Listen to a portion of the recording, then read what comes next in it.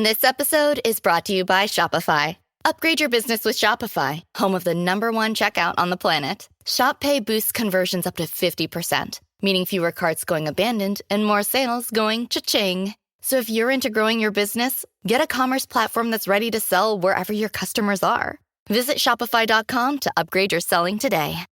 Be honest. When's the last time you had a homemade meal? We get it. Between meetings, workout classes, and the kids' after-school sports, who's got time to cook? That's where HelloFresh comes in. No matter how busy you get, HelloFresh has everything you need to get an easy, home-cooked meal on the table. With flavor-packed recipes like Parmesan herb-crusted salmon, you'll be filling your kitchen with the cozy aromas of a homemade meal in no time. So go ahead, try HelloFresh. It's homemade, made easy. Learn more at HelloFresh.com. ¿Sabías que las sirenas en realidad se mencionan en la Biblia? Muchos no se dan cuenta de que la Biblia presenta un ejemplo de sirenas, criaturas míticas que han fascinado e intrigado a la humanidad durante siglos, ocupando un lugar significativo en varias culturas alrededor del mundo. Pero ¿qué dice realmente la Biblia acerca de estos seres encantadores? En este artículo exploraremos el significado bíblico de las sirenas a través de las Escrituras y la interpretación espiritual. Las sirenas a menudo son representadas por su fascinante belleza y sus mitos. ¿Es esto lo que dice la palabra de Dios? Las sirenas suelen representarse como tentaciones y distracciones que pueden alejar a las personas de su fe y llevarlas al pecado. Sin embargo, en la Biblia, las sirenas no aparecen como seres amigables, amigos de los hijos de Cristo.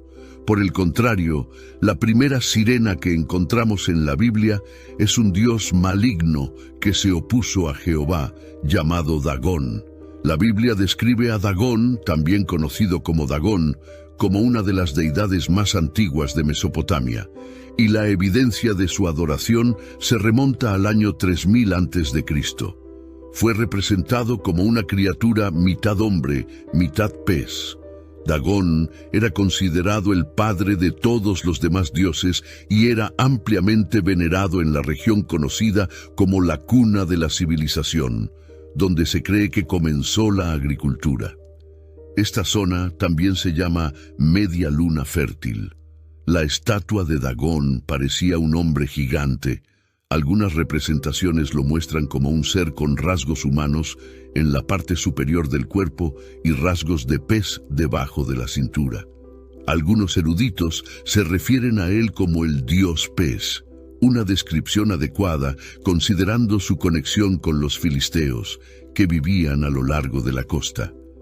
En la Biblia, los filisteos adoraban a Dagón durante el período de los jueces, así como durante los reinados de Samuel y Saúl. En textos antiguos de la región se describe a Dagón como el padre de Baal, otro dios falso prominente en la historia posterior del Antiguo Testamento.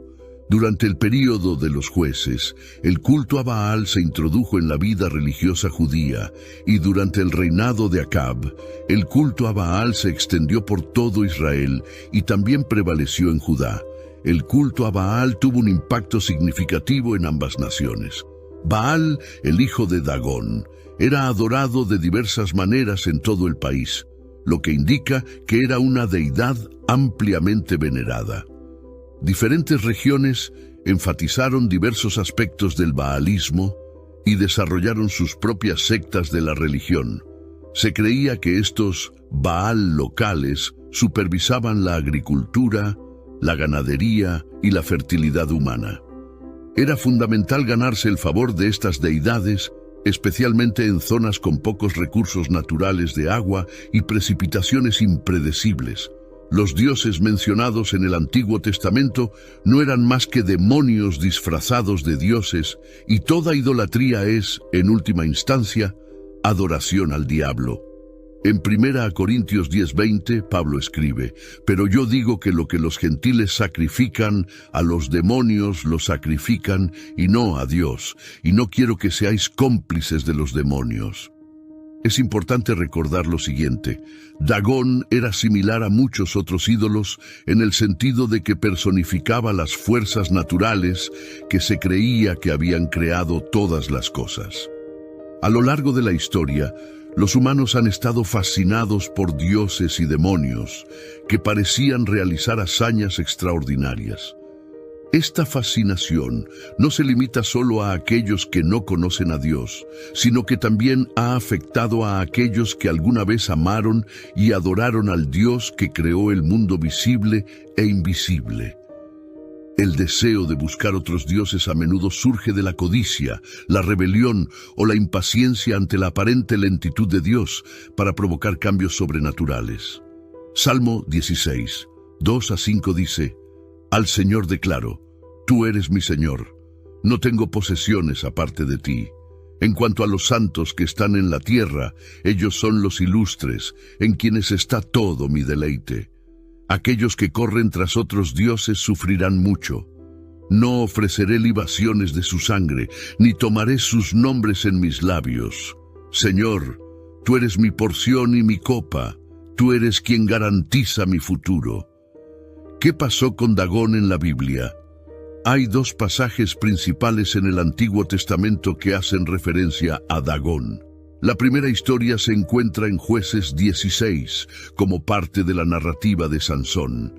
Dios eligió a Sansón para que fuera uno de los libertadores o jueces, y él usó su famosa fuerza para derrotar a los filisteos en cada etapa del conflicto. Incapaces de derrotarlo en combate, los filisteos atacaron su punto débil, sus relaciones con mujeres extranjeras. La famosa Dálila logró que Sansón confesara su secreto y le cortara el pelo, lo que provocó su captura por los filisteos. Mientras adoraban a Dagón. Still getting around to that fix on your car? You got this. On eBay, you'll find millions of parts, guaranteed to fit. Doesn't matter if it's a major engine repair or your first time swapping your windshield wipers. eBay has that part you need, ready to click perfectly into place. For changes big and small. Loud or quiet. Find all the parts you need at prices you'll love. Guaranteed to fit every time. But you already know that. eBay.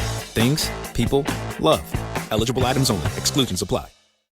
Oh, it's such a clutch off-season pickup, Dave. I was worried we'd bring back the same team. I meant those blackout motorized shades. Blinds.com made it crazy affordable to replace our old blinds. Hard to install? No, it's easy. I installed these and then got some for my mom. She talked to a design consultant for free and scheduled a professional measure and install. Hall of Fame son. They're the #1 online retailer of custom window coverings in the world. Blinds.com is the GOAT. Shop Blinds.com right now and get up to 45% off select styles, plus a professional measure. Rules and restrictions may apply. Y celebraban un gran banquete.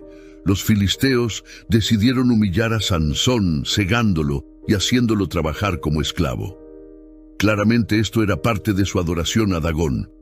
Jueces 16, 23, 24. Biblia amplificada dice: Entonces se reunieron los príncipes de los filisteos para ofrecer un gran sacrificio, servicio a Dagón, su dios, y para celebrar. Dijeron: Nuestro Dios ha entregado en nuestras manos a Sansón, nuestro enemigo. Cuando los filisteos capturaron a Sansón, creyeron que Dagón había derrotado a Jehová, el Dios de Sansón, y por lo tanto, Dagón era más fuerte que el Dios de Israel. Cuando estuvieron contentos, dijeron: Llamen a Sansón para que nos entretenga. Sacaron a Sansón de la cárcel y él los entretuvo. Lo hicieron pararse entre las columnas. Entonces Sansón oró a Dios: Oh Señor Dios, por favor acuérdate de mí y dame fuerzas una vez más para que pueda vengarme de los filisteos por mis 2 ojos. Sansón sostuvo las 2 columnas centrales que sostenían el templo, una con la mano derecha y la otra con la izquierda, y dijo: Que muera con los filisteos. Empujó con todas sus fuerzas, y el templo se derrumbó sobre los líderes y toda la gente que estaba dentro. Así, Sansón mató a más personas en su muerte que en toda su vida. Jueces 16, 25-30. La petición de Sansón a Dios tenía sentido, ya que la ayuda divina no se trataba tanto de Sansón, sino de demostrar cuál Dios era el más fuerte. En el primer libro de Samuel 5 encontramos otro episodio que involucra a Dagón. Los filisteos, después de derrotar a los israelitas y capturar el arca de la alianza, la colocaron en el templo de Dagón en señal de victoria. Pero Dios mostró su superioridad derribando la estatua de Dagón en 2 ocasiones, demostrando que Él era el Dios verdadero. Los filisteos llevaron el arca del Señor al templo de una de sus ciudades-estado, Asdod. En el 1 Samuel 5:1-7, en la Biblia amplificada leemos: Entonces los filisteos tomaron el arca de Dios y la llevaron de Ebenezer a Asdod. Tomaron el arca de Dios y la pusieron en la casa de Dagón junto a ella, a la imagen de Dagón, su ídolo principal. Cuando los habitantes de Asdod se levantaron temprano al día siguiente, he aquí que Dagón había caído rostro en tierra delante del arca del Señor. A la mañana siguiente, cuando se levantaron, encontraron nuevamente a Dagón acostado, boca abajo delante del arca del Señor, y con la cabeza y las palmas de las manos cortadas y acostados en el umbral. Hasta el día de hoy, los sacerdotes de Dagón y todos los que entran en el templo de Dagón en Asdod no pisan en el umbral. Cuando los hombres de Asdod vieron lo que había sucedido, dijeron: El arca del Dios de Israel no debe permanecer con nosotros, porque su mano es pesada sobre nosotros y sobre Dagón nuestro Dios. Como demostración de su victoria, los filisteos exhibieron el arca y la colocaron a los pies de la colosal estatua de Dagón, creyendo que Dagón había derrotado a Jehová. Sin embargo, esta ilusión no duró mucho. Luego, el arca fue enviada a la ciudad de Ecrón, y nuevamente, el resultado fue devastador. Más personas desarrollaron tumores y muchas murieron. Los habitantes de Ecrón rogaron a sus gobernantes que devolvieran el arca a Israel, y los líderes accedieron a la petición, destacando que no debían ser tan tercos como el faraón en Egipto. Colocaron el arca sobre un carro tirado por 2 animales y la soltaron. Los bueyes siguieron el camino de regreso a Israel, incluso sin que nadie los guiara. A pesar de la cosmovisión de los filisteos, la derrota de Israel no representó una derrota de su Dios. El Señor no necesitaba que el ejército de Israel peleara por él. Ganó solo. Parece que Dios tiene sentido del humor cuando trata con la adoración falsa, como vemos en la historia de Dagón. Tanto aquí como en Isaías hay un enfoque similar para criticar la idolatría. En Isaías, Dios se refiere al hombre que se alimenta de cenizas, cuyo corazón engañado lo extravía y no puede liberarse, ni pregunta: ¿no hay mentira en mi diestra? Dagón era adorado en templos de toda Mesopotamia. Según la Biblia, las ciudades de Bet-Dagón, Gaza y Ashdod albergaban algunos de los templos más importantes de Dagón. Era adorado con ofrendas y participación en fiestas. Otro momento notable en la Biblia que involucra la humillación de un dios pagano ocurrió cuando Elías se enfrentó a los profetas de Baal ante el pueblo de Israel. En el apogeo del paganismo en Israel, que coincidió con el reinado de Acab y Jezabel, Dios envió a Elías para confrontar personalmente la religión pagana. Primero, Dios demostró su poder al controlar el clima, provocando una sequía que duró 3 años y medio. Entonces Elías propuso un desafío a los profetas de Baal. Sacrificarían 2 bueyes y los pondrían sobre leña. El Dios que respondiera con fuego sería reconocido como el Dios verdadero. En el primer Rey 18:26-30 leemos: Entonces tomaron el buey que les habían dado, lo prepararon e invocaron el nombre de Baal desde la mañana hasta el mediodía, diciendo: «Oh Baal, escúchanos». Pero había sin voz, sin respuesta. Y saltaban alrededor del altar que habían hecho. Al mediodía, Elías se burló de ellos diciendo: «Gritad más fuerte que Él es Dios. Quizás esté ocupado, ausente o de viaje. Quizás esté durmiendo y necesite que lo despierten». Entonces gritaron más fuerte y se apuñalaron con cuchillos y lanzas, como era su costumbre, hasta que la sangre manó. Después del mediodía, continuaron profetizando frenéticamente hasta el momento del sacrificio de la tarde, pero no hubo voz, ni respuesta, ni atención. Entonces Elías dijo a todo el pueblo: «Acérquense a mí». Y el pueblo se acercó a él. Reparó el altar del Señor, que había sido derribado. Elías construyó un altar con 12 piedras, representando a las 12 tribus de Israel, para eliminar cualquier duda de que el fuego podría haber sido encendido por medios naturales. Elías ordenó que se rociara el altar con 12 galones de agua. Entonces Elías oró al Señor, pidiéndole que demostrara su poder. En un Rey 18:36-40 leemos: «Cuando llegó la hora del sacrificio de la tarde, vino el profeta Elías y oró: Señor, Dios de Abraham, de Isaac y de Israel, que se sepa hoy que tú eres Dios en Israel y que soy tu siervo, y he hecho todas estas cosas por tu palabra. Respóndeme, oh Señor, respóndeme, para que este pueblo sepa que tú, oh Señor, eres Dios y que has apartado su corazón. Vuélvete a ti». Entonces cayó el fuego del Señor y consumió el holocausto, la leña, las piedras y la tierra, y hasta lamió el agua que había en la zanja. Cuando todo el pueblo vio esto, cayeron sobre sus pies, cara al suelo, y exclamaron: «El Señor es Dios, el Señor es Dios». Y Elías dijo: «Arresten a los profetas de Baal». Aunque el nombre de Dagón no se menciona directamente en el libro de Jonás, juega un papel importante. Los ninivitas, que eran de origen asirio, adoraban principalmente a Dagón, el dios del pez, así como a la diosa Noni, asociada con el pez. Cuando un profeta que había sido tragado por un pez y pasó 3 días en su vientre, llegó a las puertas de Nínive para predicar el arrepentimiento, los habitantes de la ciudad estaban listos para escuchar. El templo de Dagón fue destruido.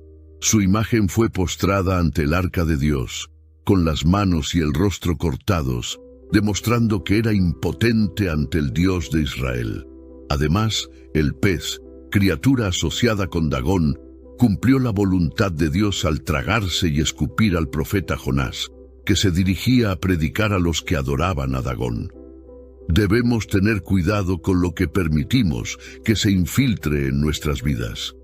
La Biblia no menciona explícitamente si los israelitas adoraban a Dagón, pero sabemos que se relacionaban con los dioses de Dagón como Baal y Asera, por lo que podemos suponer que Dagón también estaba presente hasta cierto punto. Lo que parece inofensivo puede volverse insidioso, por lo que debemos extremar las precauciones. En el pasado, la gente adoraba a dioses asociados con elementos naturales como el viento, el fuego y el agua, pero hoy en día nos enfrentamos a varias distracciones que nos alejan de los valores espirituales. Nuestra sociedad contemporánea se caracteriza por un deseo constante de gratificación inmediata que puede desviarnos del camino correcto.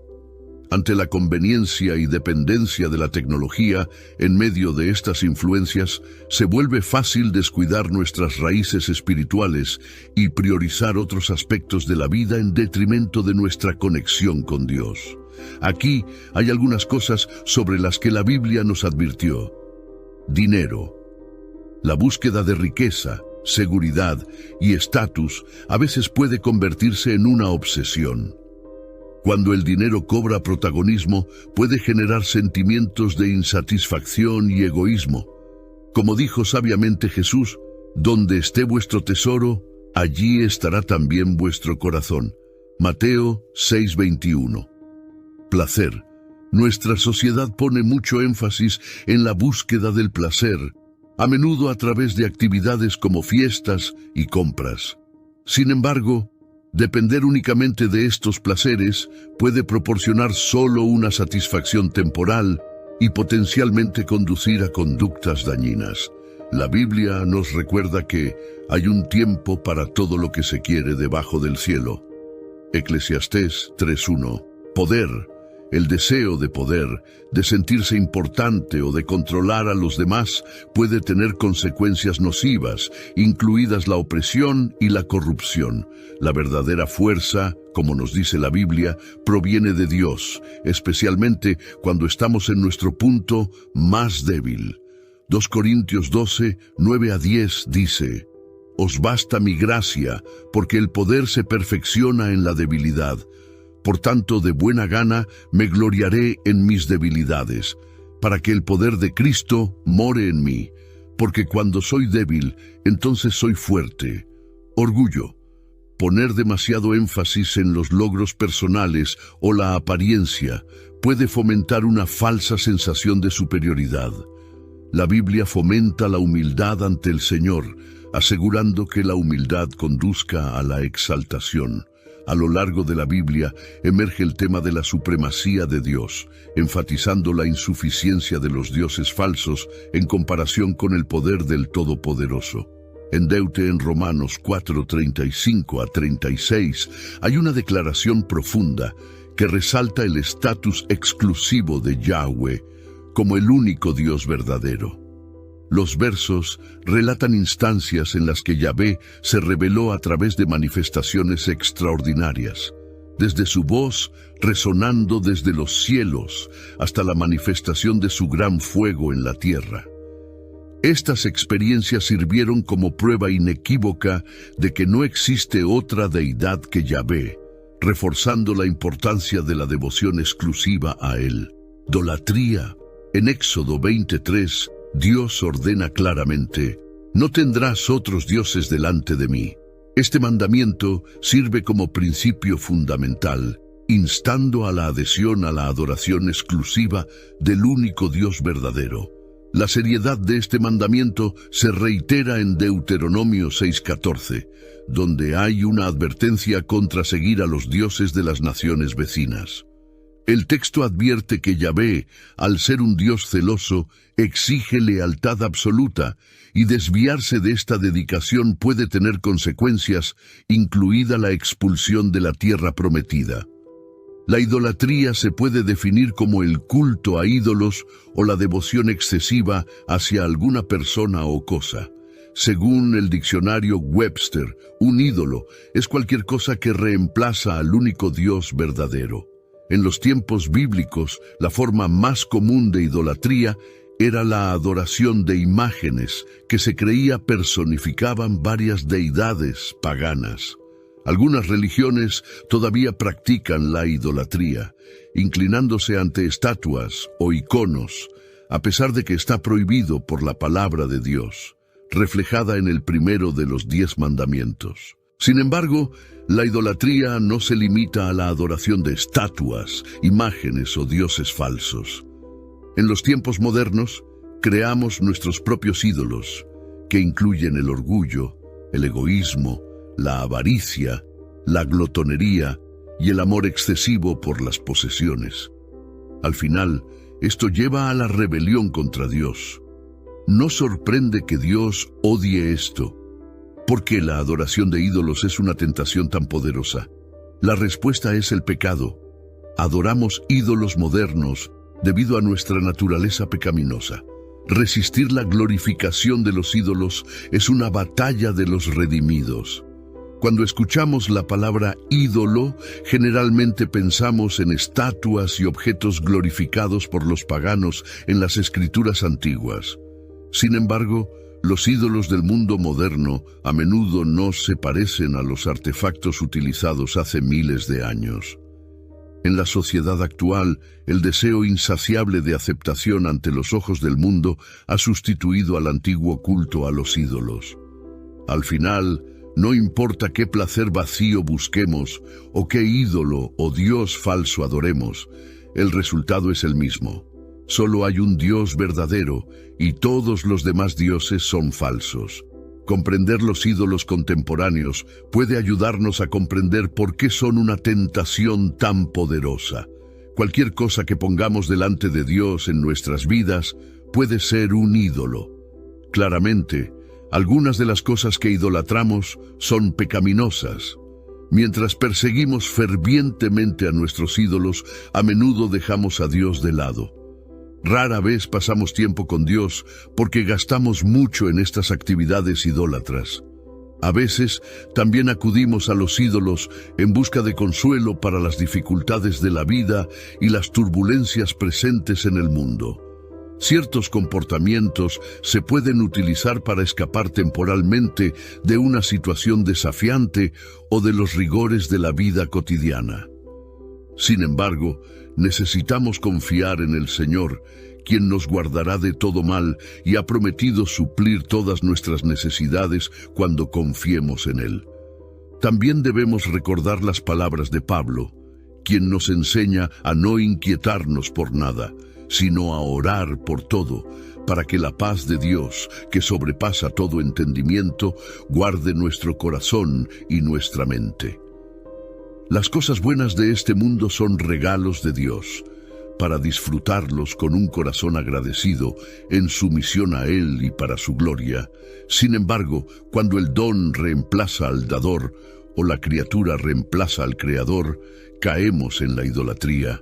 Ningún ídolo puede darnos esperanza eterna o significado a nuestras vidas. En la búsqueda de los ídolos, quedaremos vacíos, insatisfechos y finalmente en el camino que conduce a la destrucción. Dios detesta absolutamente la idolatría, ya que trae la ira de Dios sobre los involucrados. La idolatría trae maldiciones sobre las personas y la tierra. Éxodo 25. Incita a la ira de Dios, contamina y corrompe tanto a las personas como a la tierra. Entonces, para responder a la pregunta de por qué los ídolos son peligrosos, la ira de Dios cae sobre la idolatría. Nada es más aterrador que la ira de un Dios todopoderoso y justo. Y, según Pablo, la ira de Dios viene sobre los idólatras. La ira de Dios cae sobre el idólatra porque Dios es celoso. Hay dos tipos de celos, los celos justos y santos, y los celos débiles e inseguros. ¿Qué es exactamente un ídolo y cómo aparece hoy? Primero, en el corazón. Avaricia, que es idolatría, como dice Pablo. Por tanto, la idolatría hoy es una actividad del corazón humano. No es un acto corporal, sino que comienza en el corazón, deseando, queriendo y siendo satisfecho por algo que no sea Dios. Esto es lo que Pablo llama codicia, un amor o deseo desmesurado, que ama más que a Dios, y que debe ser amado menos que Dios, y solo por Dios. Finalmente, ¿qué es exactamente un ídolo? Es la cosa o persona que es amada más que Dios, deseada más que Dios, valorada más que Dios y disfrutada más que Dios.